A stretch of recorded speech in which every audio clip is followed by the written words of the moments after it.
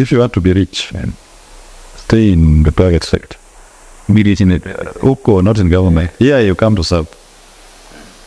Government should not be a place where you're going to be rich. Be rich for whose money? That poor old woman's money that you're collecting in tax, that now you want to be rich on. That's other people's money, poor people's money. So that thinking, in not giving you a background, that thinking that this cannot be allowed, that is what has triggered me into politics.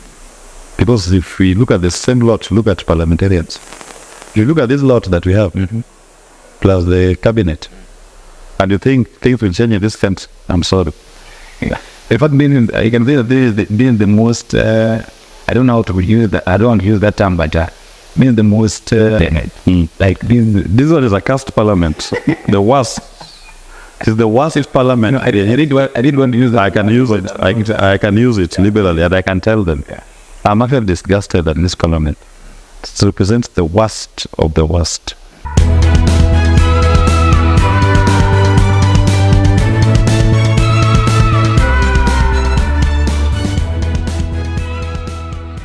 Good afternoon and welcome back to Wana Media. My name is Bon Pesawino, and as usual, I'm going to be your host for today. And today I'm very lucky to have Wakili. As I told you since Monday that we'll be having Wakili, a very respected man in the country. But before we get into our discussion, I just want to give him time to introduce himself and maybe tell us more about himself before we jump into the stage. Okay? Yes, how are you? Thank you very much. I'm Willis Otieno. I'm an advocate of the High Court of Kenya, and also Jimmy Wanjigi's running mate for when the next presidential elections will be held in Kenya. And we do believe that we are on a political course to champion the economic liberation of the people. I'm a Nairobian, that's how I address myself. But I come from the great Republic of Alego, the House of Lords. Yes. So, okay, let's just start by talking about your party. You're saying that you were the deputy party in the Safina. Yes.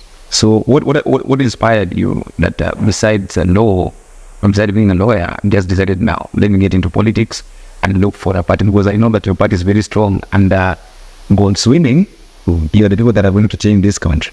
You know, I was in ODM, and when I started engaging now directly in politics, in 2017, I was Willis' campaign manager, head of the secretariat. And that gave me what is called a front seat view of politics, to national politics, at a very close level. And you come to learn, and you understand people's capacities. And I can tell you that the cause that we were championing then was about social justice and equity. And that's the time when also I decided to pay keen attention to the national discourse and the issues of governance. How do you run a country? What are the pillars? Where's the wheel? What makes the wheel turn? And I asked myself, let me look at the kind of leadership we have in this country. And I realized that whereas Kenyans select leaders to change their lives, many times people get into office to change their own lives, not the people's lives. Because you look at the ideology and the things that they agitate for, you are not seeing Mwananchi issues. You are out of 10 issues, 9 are theirs, 1 is Mwananchi. Well, in actual sense, it should be out of 10 issues, 10 issues should be Mwananchi. So at the end of the day, even those who are in political office, even them, they are citizens. So Mwananchi benefits, everybody benefits. So we need to make a country that makes sense to all of us, not just to a few. And keenly, if you look at, for example, what's the ideology of UDA, Kenya Kwanza, and ODM, what drives them? We saw William Ruto took some ODM members. In fact, the top leadership of that party said, Raila, the 2 deputy party leaders, the chairman of the party, and the minority leader. That constitutes what you can call the top generals who sit in the war room with Raila. Yeah. They took all 4 of them, and they joined the Kenya Kwanza government. You didn't see them sitting down to harmonize their manifesto. Yeah. You didn't see them sitting down to crystallize an ideology that merges what ODM was standing for and what Wood has stood for. Why did they do it? Because it boils down to one thing. Underlying their politics, the ideology, is what you call demand-side economics. Demand-side in the sense that they believe that it's the leader who is the God Almighty who will give you goodies. Nitawapea 10 billion mamamboga. Nitawapea 50 billion mamamboga. Nitawapea, who are you? From where? Are you for the Christmas? Then Raila campaigns on, I'll give an employed youth 6,000. Give. That's demand side economics. And that is what has been enforced in this country for the better part of our independence, where it's coming from the top government, political leader, and gives you. But I say, no, this is rubbish. Who are you giving us? Whose money is it? It's not your money. You should be practicing supply-side economics. What is supply-side economics? Supply-side economics is to the extent that government exists to facilitate development and growth, economic growth. Government is not the driver, like they're saying. Ruto can go all over the country, tutengeneza barabara, tutengeneza. What is this concept of I will? Who are you? In supply-side economics, government says, okay, what is the problem in this particular sector? The problem is A. Then I will remove that barrier. I'll remove a barrier. Once I remove the barrier, you are able now to self-actualize, to reach your full potential. So that for Boda Boda, you don't say, I'll give you 10 billion. Mama Boga, I'll give you 50 billion. No, you ask Mama Boga, what is the problem? Access to markets. What is the government barrier that is stopping you from accessing markets? Which are the new markets that you want to go to, but you need government to facilitate your entry to that market? So I have my fruits and vegetables from Meru. I bring them to Mirikiti here every morning. Nairobi population is 8 million. We are mainly, some are coming from Murang'a, some are coming from Kajiado, Emali. So the market is small. So government decides, okay, we have a market in Lagos, 15 million people, now almost 20 million. That market, they import the bulk of their vegetables from Europe and America. So what is stopping us from accessing that market? We have no agreement with Nigeria. So government works on getting a landing rights, and we have now the AFTA trade agreement. Get our vegetables landing rights in Lagos. So you negotiate with the government of Nigeria. They give you landing rights to also sell your vegetables in Lagos. So every morning, some of you go to Marikiti, some of you go to Windsor or JKA. You have a flight that delivers. You've empowered them on Mamboga, because now it's about potential. Now out of, I'll go to a new market of 15 million people who can buy my vegetables.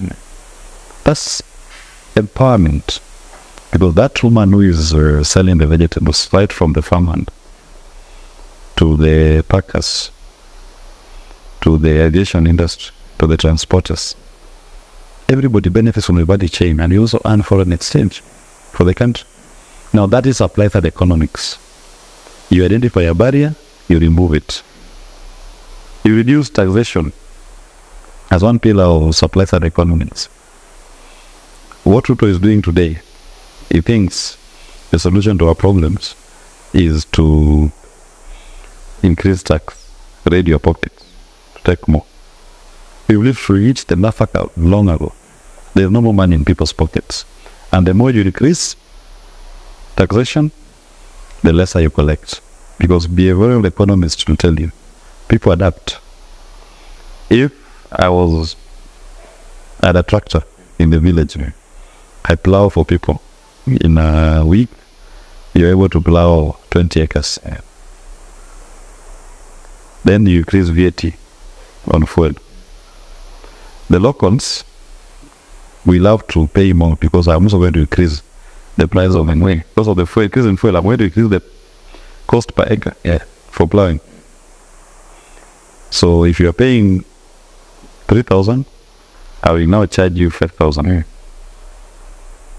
The locals who I offer to this service will say, I'm not able to afford 5,000 to plow my 1 acre. I now go and look for a bullocks, oxen, that I will pay 1,500. Or we'll come as a family, we'll use hand plow. So whereas I was doing 20 acres per week, I'm now reduced to doing 5 acres per week, because majority of the people I was targeting don't need the service. They have now decided now to work on their own. Now what does that mean? It means my fuel consumption goes down. So if I was buying 5,000 liters of fuel per week, now I'm going to buy 2,000 liters. 3,000 liters out. So your collection that you're collecting before has reduced. So then it works. So government should not be, you reduce tax, say that I'm removing weight on fuel, for example. What does that mean do to you? This person with a tractor, if he was charging 3,000 per acre, the cost of fuel has gone down. He's now going to reduce his cost to even 2,000 per acre. Now more and more locals, if you're doing 20 acres, you're now able to do 40 acres. Because many people now will be able to afford. The consumption of fuel goes up. Government collects more. Now that is where our frame of mind is. But the traditional politician does not want that, because that empowers the people. You talk about access to capital. Kenyans have great ideas. All they lack is capital. Access to capital. You are not able to pursue your invention, your ideas, put them into commerce. Why? You go to the bank today. You want to borrow a loan. Take a loan. You are told the interest rate is 24%. Right off the table, that becomes an NPA, non-performing loan. Because at the rate of 24%, and you've taken a loan of 100 million, you're going to pay, which business will pay 24% interest rate? Why are banks charging you 24% interest rate? Very simple. Their biggest customer is government, which already is borrowing at 17%. So they don't even want to lend to you money. You are a risk. They prefer trading with the government. So for you to come, you're unwanted. They give you an exorbitant interest rate. So you don't access. So remove government barrier that is denying people ability to access markets. So government get out of domestic borrowing. These banks, pension funds, insurance companies, circles, they have money. Their shareholders need dividends. They need to be paid. If you have all this money, your shareholders need dividends, so you'll be forced to go and look for people to borrow. The banks will be hawking loans here, in our offices and on the streets, at even 5%, 4% interest rate. You give me a loan of 100 million at 4% interest rate, what can I do?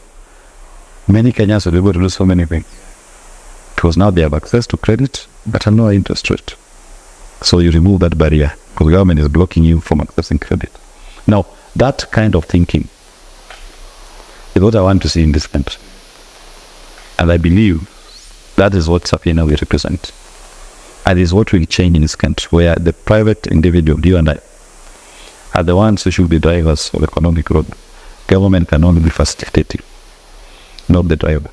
But the system that we have had in this country for the last 60 years is demand-side driven. It has led us to where we are now.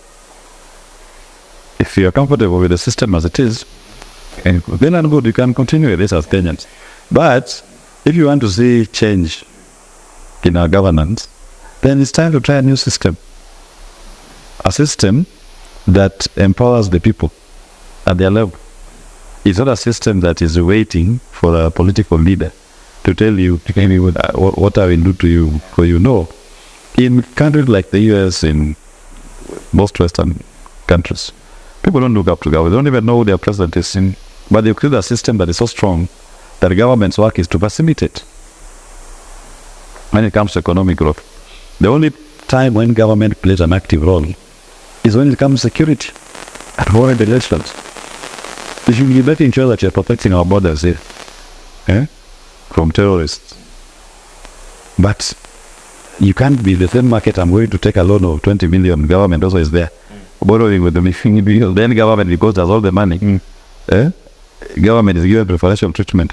We on the other hand. So while the government is given 17%, you give 24%. They're comfortable because the government, they're making a killing.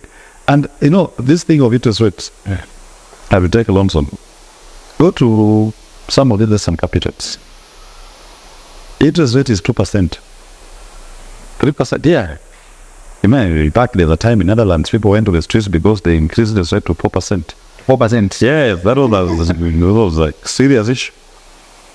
And in Kenya, we are at 24%. I mean, minimum, the base rate is banks. The government is taking at 17.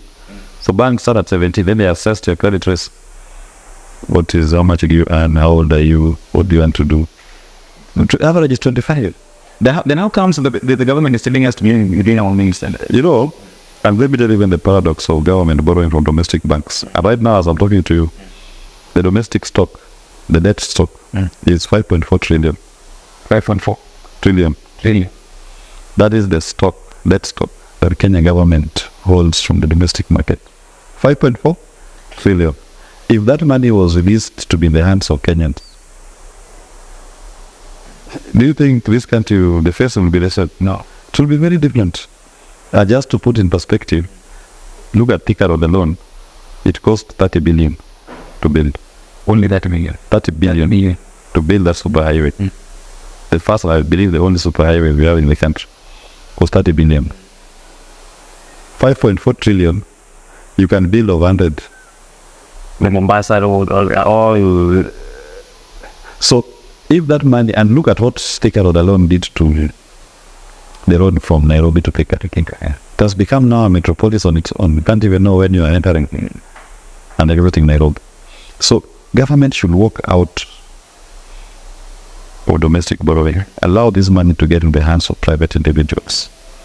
The Kenyan, to be able to borrow this money. When they come and tell you that we are going to address housing shortage, then government says we are building affordable housing. They go to Homa Bay.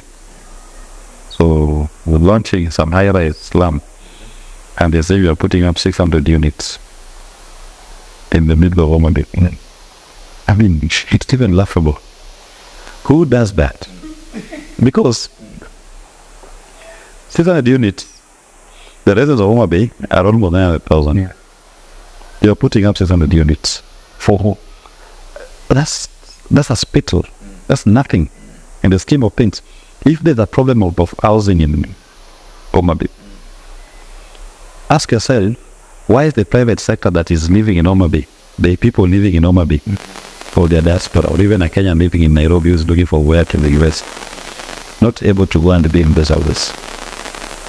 You should say, it means there's an opportunity in Homa Bay, but why are people not building? People are not building because they can't access credit. So government just needs to work out of domestic borrowing. Then, I will go to Homa Bay, I'll identify a niche. We have this group of young people, upcoming middle class, employed by county government, fish farmers, living in Homa Bay. They are exposed to this modern life. They have access to YouTube, on TikTok, Twitter, Instagram. They want a soft life. So I'll go to the local bank in Homa Bay, apply for a loan, 20 million, and put up the flat. 2 bedrooms, fully furnished, well done, with white, like Nairobi, with all of those things. Then the appetite, the market will respond. So the private sector can, within a very short time, put up even 6,000 units in Homa Bay. Because you are able to identify the niche. So somebody will put up 2 bedrooms, somebody will put up 1 bedroom, somebody will put up very well furnished, done, bed-sitters. Because they are seeing there's a market here. That's how nations grow. But when government is one that is going all over town building houses. But Wakili, what do you think the government will get out of the way, yet they know very well that through this borrowing will be benefit for it? That's what I'm telling you. The system is not designed to empower the people. It's designed to empower the big man. Because up there, they're the ones who are the contractors. Right? Even when they're doing this illegal borrowing, they are also themselves. You'll find somewhere along the way people are sharing interest. This 17% interest rate. I'm sure somewhere along the way the banks are sharing it with them. So they're comfortable with it. So as we believe get out. So they don't care about They don't care about us. And understand it this way. You were the first government involved in the domestic market. Look at all these government institutions. All of. So the banks don't make money. The banks don't have their own money. The banks collect deposits. For me, your deposit, your deposit. Government institutions, they deposit money in bank. So you don't pay back money. And so you can imagine the government entities that have deposited money from there. And the bank, after receiving the deposit, goes to the same government and tells the government, I'm giving you a loan at 17%. my money. It's your money. It's the government's money. Then the government says, okay. Then the government takes the money. Then it comes back to you, the citizen. Now, we have to increase your tax because we want to pay some loans. But who will the owner of that money from the beginning? I was the one who... It was your money. Yeah. So again, they're taxing you. They're taxing you more to pay for the lending of your own money. But in between, the only new thing introduced there is the interest rate. 17%. That is what is taken out of the ecosystem. For the bank dividends, for whatever issue, the corruption issues, people that they're buying, loan arrangers, see what. Yeah. But it's your money. So why did you do it? Why didn't the government just bank its own money, its own money, and then use it for whatever issue they want? I mean, it's ridiculous. Now, that's the kind of thinking that we have in South Africa. And I'm telling you, this political system that we had cannot think the way we are.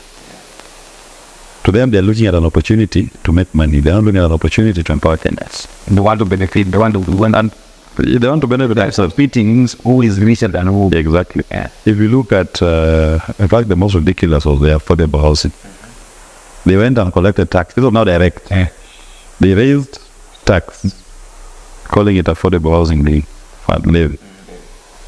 They came and deducted it from your salary. So they collected, received that carry. Then they decided, so it's the money in the pockets of the government. The government has received it. Then the government decides, we are going to spend this money, 20 billion, to buy treasury bonds and bills. Who buys treasury bonds and bills? The government. So government moves from here. So it removes from their pocket and... You're saying, I mean, that is thinking you out. I think you think this country can grow with that kind of thinking. It's madness. It's madness. And you continue with the country cannot. You can't, they cannot. Because it's a circus, it's a cesspool. Some cesspool of mediocrity. We are witnessing. I had one of them saying that they are going to leave this country the way they found it. And that is the thing. Of course, they will. That means they are not doing it for the people. They leave the country the way they found it, but then they will live different. Then they will live richer. Yeah. A system that finds no problem when you find relatives or senior office holders are doing business with government. Why? You know, our Safina government, we believe that anybody who will be that government, if you want to be rich, stay in the private sector. Be rich in it. Uko, not in government. Here you come to serve. Government should be a place where you're going to be rich. Be rich for whose money? That poor old woman's money that you're collecting in tax, that now you want to be rich on. That's other people's money. Poor people's money. So, that thinking, in not giving you a background, that thinking that this cannot be allowed, that is what has traded me into politics. Because if we look at the same lot, look at parliamentarians. If you look at this lot that we have, plus the cabinet, and you think things will change in this country, I'm sorry. Yeah. In fact, I can say that this is the most, I don't know how to use that, I don't want to use that term, but means the most, I don't know what term can I use with this parliament. Like this one is a caste parliament, the worst. It's the worst parliament. No, I didn't want to use that. I can use it. I can use it liberally, and I can tell them. Yeah. I'm actually disgusted that this parliament represents the worst of the worst. It is worse than even the parliaments that have led to revolutions in their countries. That is what we are doing here today. But the time is up. The writing is on the wall. Mene, tekel. As we wind up, your last word? My last word is Kenyans, live strong. Don't be intimidated by the last cake of a dying horse. Kenya Kwanza's time is up. Kenya shall be great, and the Kenyan people will have the last laugh in this conversation. Yeah, we believe in you guys, Sabina Patin. I know you are very strong people. You and Mr. Dino and Digi, you're very smart, and we know that if things goes well, this country will be in a better place. Thank you very much. Thanks so much for your time. Thank you. God bless you. Thank you.